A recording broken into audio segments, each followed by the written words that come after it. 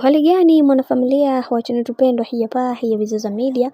Kama ndo mara yako ya kwanza, basi usisahau kusubscribe, kulike, kushare pamoja na kucomment. Bwana Esma andika ujumbe huu kwa bibi Zuchu na kusema kwamba Zuchu ni mwanamke pendwa sana katika familia yetu, na pia kuna vitu vingi ambavyo vimekuwa tukimfanyia, lakini leo hii sina budi kuweza kuchukua nafasi hii ya kuweza kuomba radhi katika kila hatua ya maisha ambayo tumekuwa tukimtendea kwa namna moja ama nyingine, kwa sababu sisi ni binadamu pia, hatujakamilika.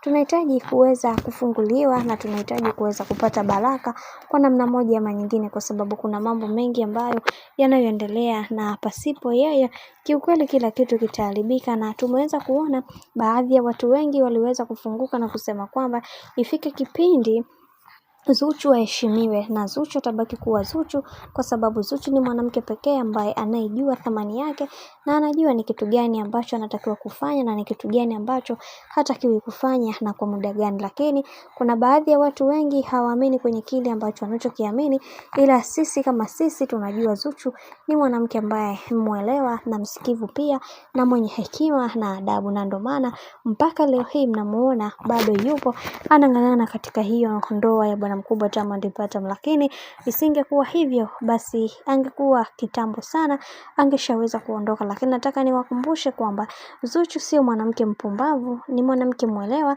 na msikivu pia, hivyo mnatakiwa kuweza kusimama imara, kwani hapa mnaishi na mwanamke ambaye mwenye kujielewa na kujitambua. Pia mnatakiwa kuweza kuwa na heshima na adabu kwenye hili, kwa sababu huyu mwanamke sio vile ambavyo nyie mnamchukulia poa poa. Ni mwanamke ambaye anajielewa na anaijua mipaka yake kwa namna moja ama nyingine. Na pia tumeweza kuona Mama Dangote kwa upande wake aliweza kulifurahia hili baada ya Zuchu baada ya Esma kuomba radhi kwa bibi Zuchu na kumwambia kwamba watakuwa bega kwa bega kwenye kila hatua ya maisha ambayo wanayoyapitia, kwa sababu kuna vitu vingi ambavyo vinavyoendelea, na yeye kama yeye atapambana kuweza kuhakikisha kila kitu kinakuwa katika misingi na mikakati iliyo bora, kwa sababu kila kitu kinakwenda kwa mipango ya Mwenyezi Mungu. Bwana, mambo ndo kama hivyo. Lakini pia Diamond Platnumz aliweza kudondosha comment na kusema kwamba ama hakika leo dada yangu kipenzi, umetambua kosa lako.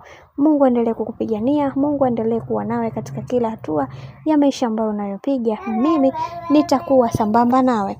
Bwana, mambo ndo kama hivi ambavyo unavyozidi kuona. Mimi naomba nikusiki kitu kimoja, kama ndo mara kwa kwanza, basi usisahau kusubscribe, kulike, kushare pamoja na kucomment, kwani ukifanya hivyo utakuwa umejiweka katika nafasi nzuri ya wewe kuweza kuenjoy na kufurahi pia katika channel pendwa hii ya Bizoza Media.